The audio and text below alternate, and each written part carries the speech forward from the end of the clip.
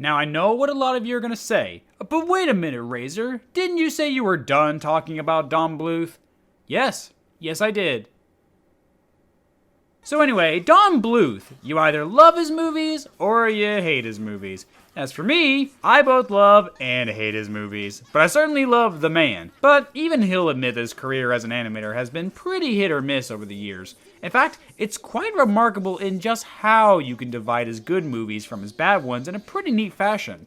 The 80s movies were amazing, save for All Dogs Go to Heaven, which was fine. The early 90s stuff was terrible. The late 90s movie Anastasia was pretty good, and Titan AE is the animated equivalent of watching paint dry. Shut your fucking mouth! Shut the fuck up, you cunt! It's interesting how his movies are almost perfectly balanced in how good or bad they are, and it all really depends on the era that it came out in. But the same can't really be said about his villains, who all vary drastically over the course of his films. So, why not? Jamboree is like the only other YouTuber out there who made a video like this, so I've decided to throw my hat in the ring so that the Doofenshmirtz meme can be done. So the rules of the video are very simple. First off, I'm only looking at the main movies that Don has something to do with. So effectively, outside of Bartok the Magnificent, I'm not talking about any of the video games or those direct-to-video sequels. I'm also only going to count one villain per movie, as it's pretty clear in virtually every movie of his that there's one big baddie that's always calling the shots, and we'd just be here all day if I spent time nitpicking every henchman or pet or whatever. I'm also skipping both of his short films since neither of them really have a main villain. The small one has a lot of terrible people in the story, sure, but none of them are directly after the main characters. They're just a bunch of dicks. And what do you want me to put for Banjo? The dogs? You know what? Sure, they ranked 12th.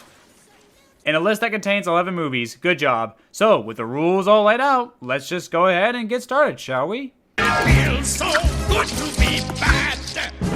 Not. To be honest, I didn't even rewatch this movie. I already knew the moment I decided to make this video just who was going to make the bottom of this list. It wasn't even close. The Dredge is one of the most mind-numbingly boring villains I have ever seen. And the worst part of it is, I can see them working. I can see them as both a legitimate threat that also speaks to the message of the movie. Many people probably would have chosen Corso if they were making this list, but honestly, I feel like the Dredge belong in the spot more than Corso, since not only does he go through a redemption arc later in the movie, but the Dredge are kind of the ones who are the main baddies at the end of the day.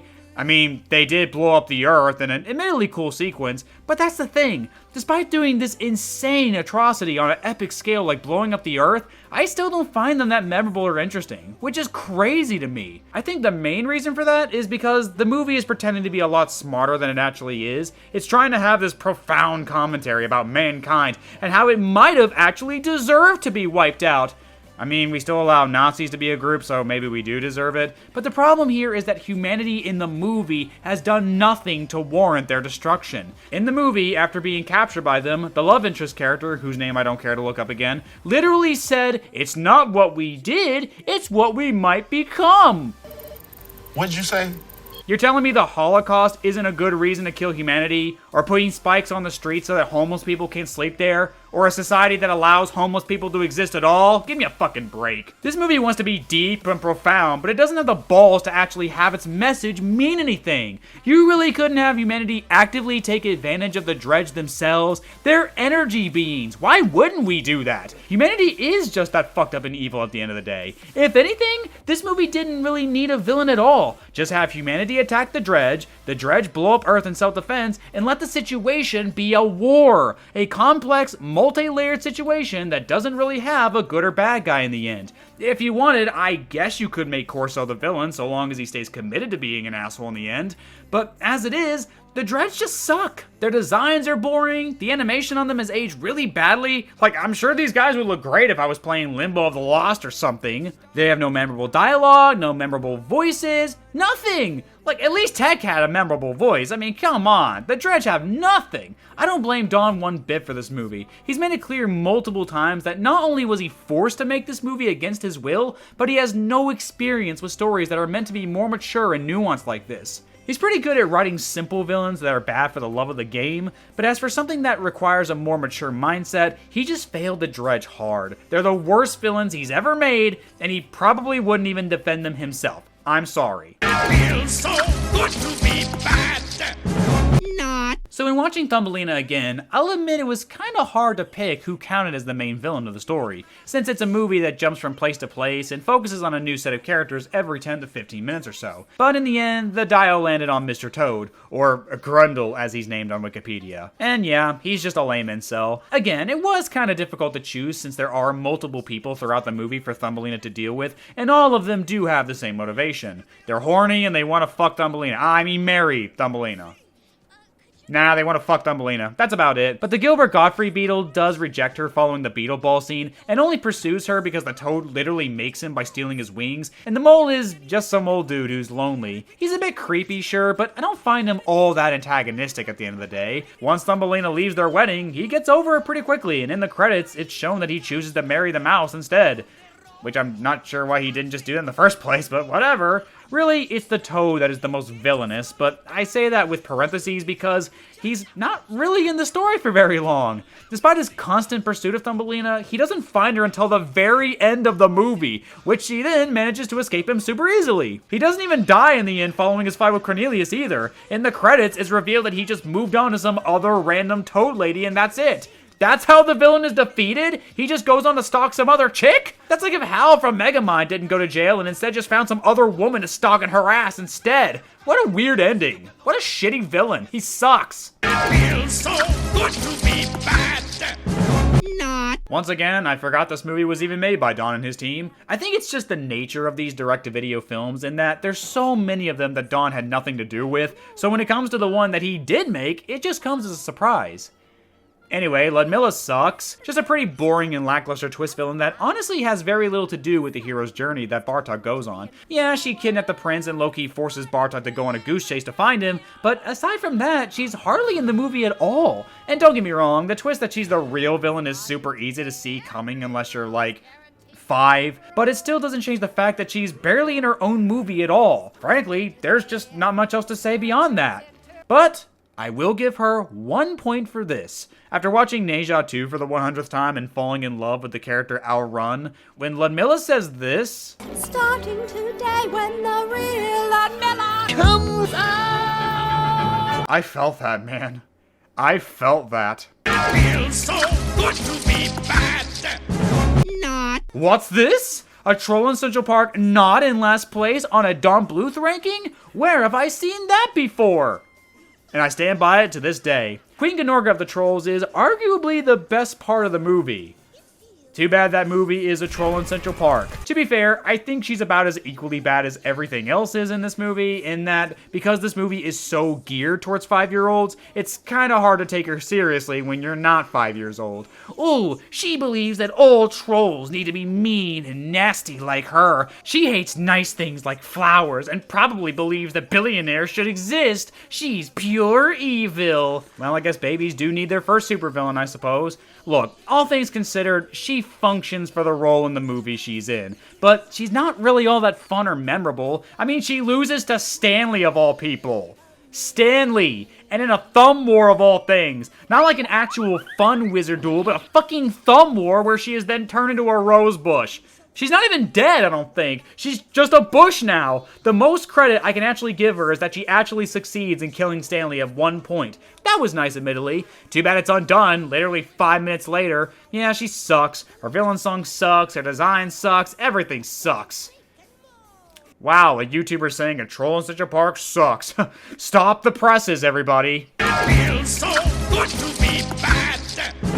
Not. Okay, seriously, why does the villain have bigger titties than the main love interest? Like, seriously, before Don kicks the bucket, we need someone to have a serious sit-down with him about his obsession with bird titties. It's one of those great mysteries of life that needs to be solved. Drake from The Pebble and the Penguin is arguably the most useless villain he's ever created. Sorry to shit on another Tim Curry character, but with a little woodwork, you could easily remove his character and it really wouldn't make a difference in the story. Instead of him throwing Hubie into the ocean, you could have just had that sea lion chase after him since it's the Antarctic, and that's just what they do. Instead of Drake, you could have just had to be like a Sharptooth situation with this monstrous sea lion just chasing our main character throughout the film. I guess Drake is just a reason to keep cutting back to Marina, which I don't get why. This story is clearly about Hubie forming a relationship with Rocco and actually realizing he might be gay, which penguins can be in real life. Or bi, it makes no difference to me. We love a bi king in this household. But yeah, Drake is pretty whatever. He's not awful, but he doesn't have much presence in the overall film. He's defeated pretty easily, and the villain song is kind of lame. It's not catchy, the lyrics are bland and uninteresting, but at least he gave us Drip. Now that is a real menace to society. Even though Tank Evans would totally whoop him in a fight. He has 9 lovers and they're all loyal. Who are you kidding? I got this new anime plot. Basically, there's this high school girl, except she's got huge boobs. I mean, some serious hunkers. A real setup of donkers. Packing some Doban hunkeros. Massive da hunka bankaloos. Big old Tanahangara cougars. What happens next? Transfer student shows up one day with even bigger bonk hanaga hoogs. Humongous hungalamga no no logangas. Feels so good to be bad. Sure. Well, time to piss off All Dogs Go to Heaven fans again. Like the movie he's from, Carface is pretty much a big case of missed potential. Because for the first 10 or so minutes of the movie, he wins. He actually achieves his villainous goals of killing Charlie and taking over their casino. And on top of all that, it turns out he's also been keeping this girl who can talk to animals in a locked room where he then exploits her ability to do so to rig races in his favor. That's pretty fucked up, and a great start at establishing a twisted, malicious villain. Too bad the movie forgets he exists for a while. Following Anne-Marie's escape, the movie shifts to focusing on Charlie's relationship with her, and it just ends up doing Carface a disservice since Charlie just goes on and forgets about him altogether. I mean, Charlie's entire plan is all about getting revenge on Carface, yet he never really does he? And by the time the movie remembers, oh wait a minute, we have a villain in the movie. It's revealed that Carface learned that Charlie is still alive off-screen somehow. Sure, he does try to end Charlie's life later, but by then, the damage is kind of done. I suppose he is a solid enough threat throughout the movie, but I do feel like the movie's cluttered script is really to blame, as it doesn't give him enough purpose in the overall story to really show off his true colors. Also keep in mind, I'm ignoring all the sequel crap where he becomes Red's minion and then has a full-on redemption story in the Christmas special. No, I'm only looking at this Carface. He's fine enough for the movie he's in, definitely got mad potential, but that's just the same way it is for the entire movie, I'm afraid. So, I guess that means he's perfect for the movie he's in. Sorry. Feels so good to be bad. Sure. Okay, I'll admit it. I'm kinda coming around on Jenner from The Secret of Nim. Even if he's only in the movie for like 10 minutes. I still stand with my video that I made 4 years ago, Jesus, where I talked more about my problems with Jenner as a whole. For starters, he's not really in the movie for very long. He isn't introduced until around the halfway point, and even then, he has very little connection with Mrs. Brisby, if any at all. Even though he knew Jonathan, it's never made clear what his relationship was with him, if one even existed. So it's not a favorable one either way. Here's an idea. We know that Jenner isn't above sabotaging the plan or killing others to get his way, so why not make it to where Jenner, before the movie started, sabotaged Jonathan's mission to drug the cat? We wouldn't really need the details on how he did it, as the movie shows that he's willing to go that far no matter the cost. Just have Nicodemus in that opening mention that Jenner was with him and was the one who reported his death. Then, later in the final showdown between him and Justin, he mentions Jonathan by name that, like Nicodemus, he wanted to destroy everything. It'd be such a sick way to connect the main villain to the main character, who he never even met before all of this. It would at least make his villainy seem more omnipresent on rewatch when you think about it. But, as it is, he's pretty solid. I will say that I do love just how violent he can get. I mean, seriously, can we talk about how he straight up opened that one dude's guts, and then we actually get to see blood on the sword? Classic G-rated 80s film, you'll love to see it. Overall, a pretty solid villain. Although I fear I do need to take points away because of this.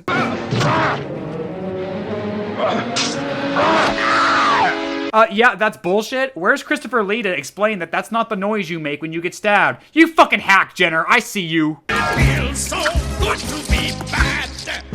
Sure. Well, this is unexpected. I mean, seriously, but I gotta admit it. The Duke of Owls from Rockadoodle is actually pretty good. Liar! Don't get it twisted. This isn't me admitting that I was wrong about Rockadoodle for all these years. Rockadoodle is still a terrible movie. You only liked it because you grew up with it. I don't care that it's a kid's movie. Leave me alone. Look, I really don't like this movie. But with that being said, I don't know, on rewatch, the Duke of Owls is kind of fun. You know, in a very hammy, over-the-top kind of way. There was just something about that scene where he's singing the stupid-ass Battery song that made me go, do I like this character? I think I actually like this character. I think it's because, for as campy as he is, he's also giving it 110%. He is locked the fuck in on being the most heinous and evil person he can be. It's not enough for him that he's just eating these animals for substance. No, he gets off on making the farm animals' lives as miserable and awful as he can before finally putting them out of their misery. It also helps the fact that Christopher Plummer is having a ball playing this character. Why did such a legendary actor lock in this hard on such a nothing character in such a nothing movie? Like, I don't get it, but I'm honestly grateful. Especially since he has some genuinely great comedic sounds here and there. Ah! He's here!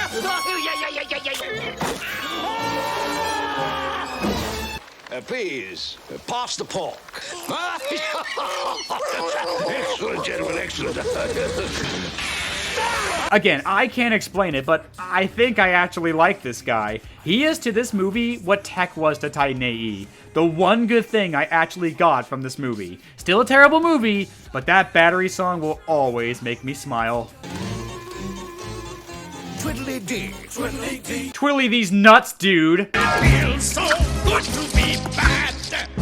Yes. You do not need me to say this, but man, In the Dark of the Night did not have to go that hard. It's got to be up there as one of the best villain songs that I can think of. And it's practically the only reason Rasputin has been ranked this high. Because, well, as a character goes, he works more like a Saturday morning cartoon villain, where he comes up with some wicked scheme, gets thwarted, throws a tantrum about it, and then repeats for the rest of the movie. But as weak as that sounds, he's still pretty fun. The jokes of his body falling apart worked a lot more for me this time around, and some of his plans are pretty batshit insane. Like how he summons a giant bat demon to destroy that train track, or how he uses Anastasia's dormant memories against her in order to drown her. Like, she doesn't even recognize these people, yet we, the audience, know that that's her family. And then when they turn into those demons to scar the hell out of her, oh my god, that's awesome! Using the main character's own repressed memories against them. Are you serious, bro? Not to mention that's the wonderful Christopher Lloyd doing the voice.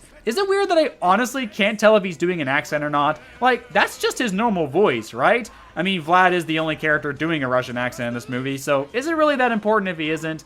Whatever. I think Rasputin's great, especially when you watch his death scene. Holy shit, is that just one of the most gnarly and insane villain deaths in any kid's movie I've ever seen. The dude fucking disintegrated and his bones melted. That's so fucking raw. Obviously, you do need to ignore the more historical elements in this movie. Like, I don't think I need to tell anyone that Anastasia isn't accurate to real history, right? And I know that's a whole can of worms in itself, but looking at this Rasputin for what he is, I think he's great. Once you get over the fact that the main characters have some thick as hell plot armor, you can admire just how devilish and fiendish Rasputin can possibly be. He doesn't just want to kill Anastasia, he wants her to suffer in every way possible. That's Lex Luthor levels of being a hater right there. Feels so good to be bad. Yes! So here we are, the top two. And for many of you, you probably had your guesses on who my top pick would be. But, like I said in the beginning of this video, the villains of Don Bluth's catalog are not as concise as one might think. But if you know me and you've seen my other Don Bluth videos, then you know what both my favorite film from him is and what I consider his masterpiece. So, a lot of you probably expected the Sharptooth to be the #1 pick, right?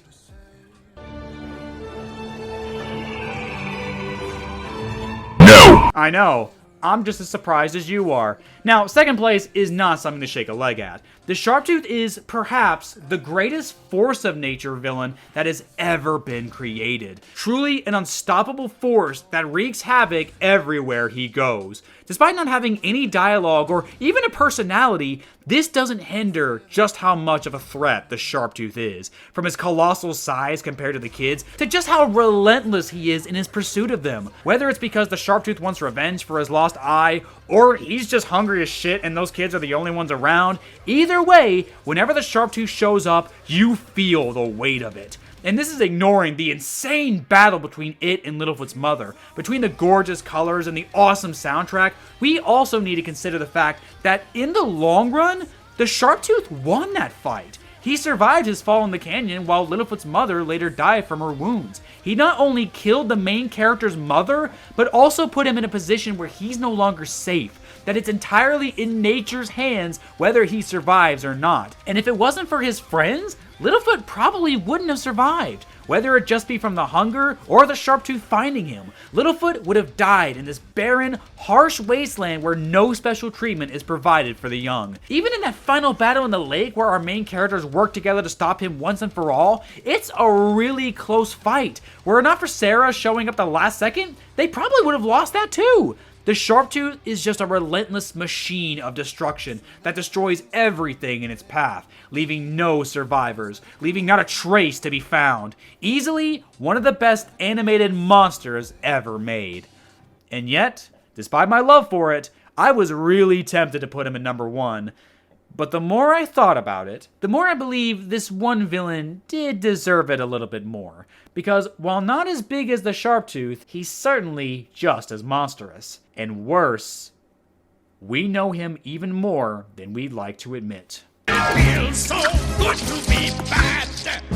Come to Papa! Well, this certainly is interesting. I said that An American Tail is the weakest of the 3 great Don Bluth movies, but I guess it is nice that it did rank number 1 somewhere. And let me tell you something, Warren T. Rat is a grade A bitch. One of the nastiest, cold-hearted, and most realistic villains I've ever seen. Just a scumlord tycoon who only loves money and will use and exploit anyone to get more. That's the brilliant thing about An American Tail, and how much it works to deconstruct the American dream, and how easily people, primarily foreigners, can get lost in the search for a better life. How the poor newcomers from other countries will be exploited by the upper class for cheap labor in a process that's almost similar to that of slavery. I mean, the moment Warren T. Rat looks at Fievel for the first time, he decides he's gonna pretend to help him, only to then take Fievel to a workhouse and dump him there for 50 cents. That's all this kid was worth to him. That's the scary thing about Warren. It's not his connection to the main character, but rather his lack of one. The fact that he doesn't even know who Fievel is, and yet just saw potential right away for a new worker. Not as a person, but as profit. The moment he walked out of that door, leaving Fievel behind to his new life, it's out of sight, out of mind. On to the next sucker that can make him more money. He's one of those villains that, while he's not on screen for very long, you can just feel the aura of what he represents throughout the entire movie. For he is a representation of everything wrong with the American dream. The entire movie is practically shoving it in your face how faulty the American system is, and how it's not really all it's cracked up to be. Between the drunk politicians who give fake promises and never live up to what they're expected of, to the class division and how the rich will only look to solve issues if they are affected by it. And Warren manages to take advantage of all of that. He's not just on top because he knows how to exploit the rich and pin the two classes against each other, but he's also a master con artist. Because it turns out he's not actually a rat, he's just a really small cat that the other cats work with, so not only can they eat the mice that don't work for them, but also profit off of them as well, which is crazy. It's bad enough that the cats want to eat the mice, but the fact that they've now found a way to exploit the mice's labor for their own benefit, only to then just round them up and devour them later, might be one of the best metaphors for capitalism I've ever seen. And what's even more fucked up is that in the end, he's not killed. Sure, he and the other cats are defeated, but they just end up on a boat going to China. So they just decide, screw it, I guess we're learning Chinese and we'll just go exploit the mice in China instead. A true villain to the end. Now, some people might be a bit confused by my choice here, and I'd be lying if I said that he was my personal favorite villain, but I feel as though Warren T. Rat is perhaps the most accurate villain to real life. He's effectively Don Bluth's equivalent to Rourke from Atlantis, who's also a capitalist who only cares about profit regardless of all the horrible things he has to do. And I think the fact that Warren T. Rat is a villain who's likely only going to get better with age is what propels him so high on this list. So much so that, in turn, like a true money-grubbing businessman who exploits children, works poor immigrants to their breaking point, breaks up families, and divides the working class against itself so that it never becomes aware of what he's doing, he's reached the top. Cold, Cruel and just plain villainous.